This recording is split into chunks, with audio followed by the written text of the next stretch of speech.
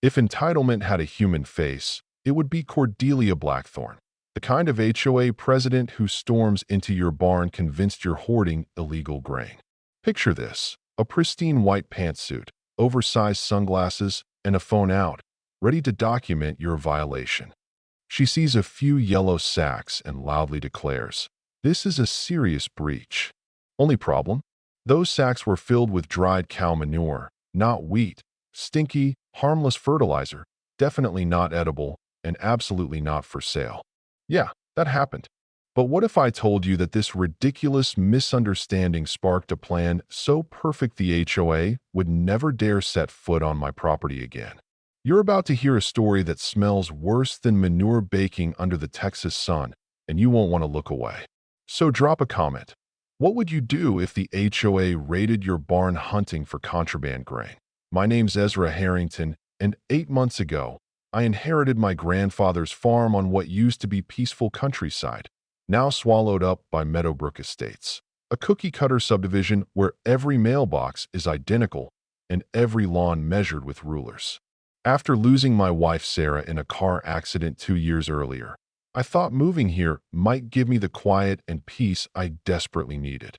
Irony is a cruel joke. This place, meant to heal, quickly became my battlefield. Grandpa used to say, "Son, some people don't listen to reason. They only listen to the sound of legal consequences." And boy, was I about to learn what he meant. It was 6 a.m. on a Tuesday when I heard footsteps crunching on gravel, heading to my barn. I was inside arranging the last of the dried cow manure I'd been preparing for my organic garden when the door slammed open. No knock, nothing. Standing there was Cordelia, the HOA president, in all her white pantsuit glory, flanked by 2 HOA board members who looked like they'd rather be anywhere else but there. She pulled out her phone like a prosecutor ready for a case, announcing, "I'm here to document your violation of Meadowbrook Estates Bylaw 7.32 regarding unauthorized food storage and potential commercial activity." The way she said it, you'd think I was running a meth lab, not composting fertilizer. I just stood there, watching this woman in designer shoes wade through my grandfather's barn like she owned the place, pointing her manicured finger at bags of what she thought was grain. The morning light streaming through the barn slats caught the golden color of the dried manure. I could see how someone who's never been near a real farm might mistake it for wheat. "Ma'am," I said as calmly as I could, "I think there's been a misunderstanding." But Cordelia was already in full Karen mode, lecturing me about property values and community standards, while the 2 board members, Jim and Sandra, shifted uncomfortably behind her. They knew it was getting out of hand, but nobody had the spine to tell the HOA president she was making a fool of herself. I later learned. "There's no misunderstanding here, Mr. Harrington," Cordelia said, stepping closer to one of the sacks. "These are agricultural products stored for commercial purposes, violating community guidelines. The smell alone is affecting property values." She gestured dramatically at the bags. That's when I realized this was my moment. Without a word, I walked over to the nearest sack, untied the simple rope, and pulled it wide open. The rich, earthy, unmistakably pungent aroma of aged cow manure hit the air like a biological weapon. Cordelia's face shifted from righteous indignation to green around the gills in about 2 seconds flat. She stumbled back, hand over her mouth, while Jim and Sandra suddenly found the barn roof a fascinating thing to stare at. "Still think it's wheat?" I asked, standing there like the proud owner of an organic fertilizer spa as Cordelia gagged, trying desperately to keep her dignity.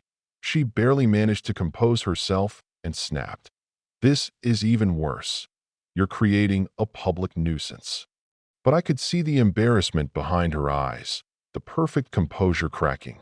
Any reasonable person would have apologized and left, but Cordelia?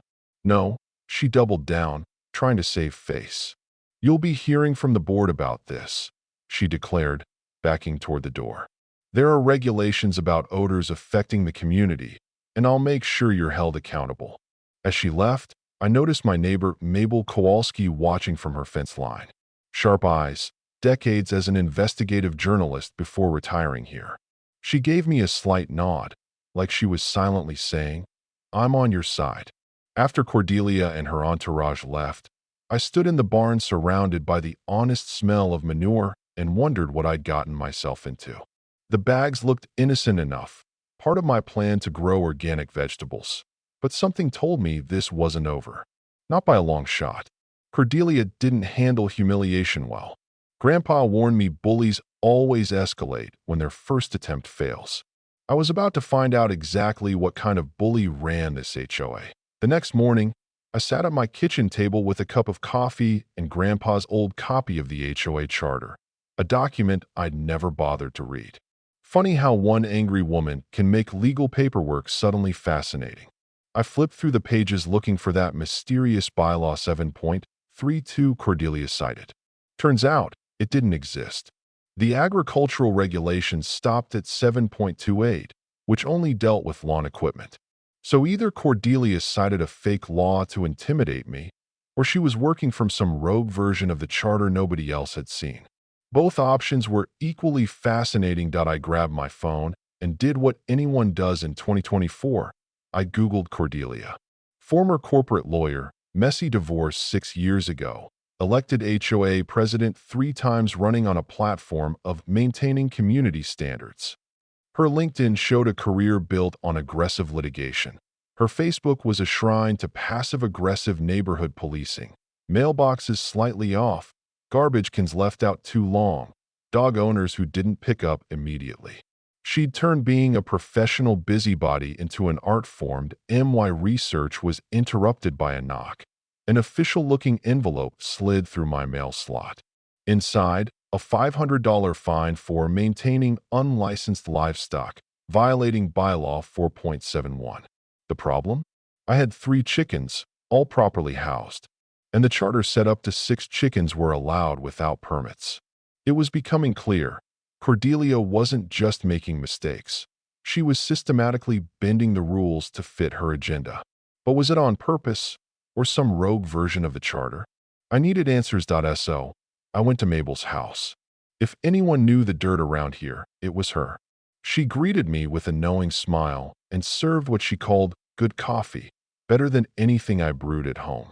As I explained the situation, she listened with the focused attention of a seasoned investigator. Then she disappeared into her office and came back with a folder thick enough to choke a horse. "I've been documenting Cordelia's creative interpretations of HOA law for 2 years, she said, spreading papers on her dining table. She had the original 2018 charter and the current version Cordelia was handing out, and the differences were staggering. 12 bylaws had been modified, expanding Cordelia's authority to fine residents and inspect property whenever she pleased. One change gave the HOA immediate access to people's property without notice, a power grab that turned her into a neighborhood dictator with fake legal backing. Mabel poured herself another cup. "Most people just pay the fines," she said, because Cordelia knows exactly how much hassle the average person will tolerate before giving up. She built her system around that. Then she pulled out a manila envelope, worn and handled, and added, "But some fights are worth having. Some secrets are worth exposing." Before I could ask more, my phone buzzed with a text from an unknown number. "Drop the charter investigation or face consequences." Mabel just shook her head. "Phase 2 of Cordelia's playbook," she said. "Intimidation after official paperwork fails. Are you ready for Phase 3? I wasn't. The next morning, I woke up to 17 missed calls and 43 texts. Not good unless you've won the lottery or your ex-wife is apologizing. And this was neither. The first message was from my cousin in Portland. "Dude, you're famous, but not in a good way." Attached was a Facebook video with over 50,000 views. The title, "Meadowbrook Resident Hoards Illegal Grain, Threatens Community Safety." The thumbnail? Me, standing by my barn, looking guilty of something far worse than fertilizer. Cordelia had outdone herself. The video was a masterclass in selective editing, cutting out the part where I opened the sacks to show it was manure, ending with her dramatic narration about community safety. The comments section was a dumpster fire. Neighbors I didn't know calling me everything from entitled city boy to agricultural terrorist. One Patriot Mom 47 suggested I was prepping for the apocalypse like those crazy preppers on TV. To make matters worse, Cordelia attached official HOA documents proving my violations. They looked legit, complete with letterhead and legal language, plus photos of my chickens labeled unlicensed livestock health hazard. She'd launched a full social media campaign to turn the neighborhood against me before I could even respond. Then, the doorbell rang. It was Tyler Chun, a local blogger covering HOA drama. "Mr. Harrington," he said, "I got an anonymous tip there's more to this HOA story than meets the eye. Got a few minutes?" Tyler had been tracking Cordelia's reign, documenting her creative governance tactics across the state. He'd heard about my situation and wanted my side. As I told my story, Tyler took notes and explained how social media battles USU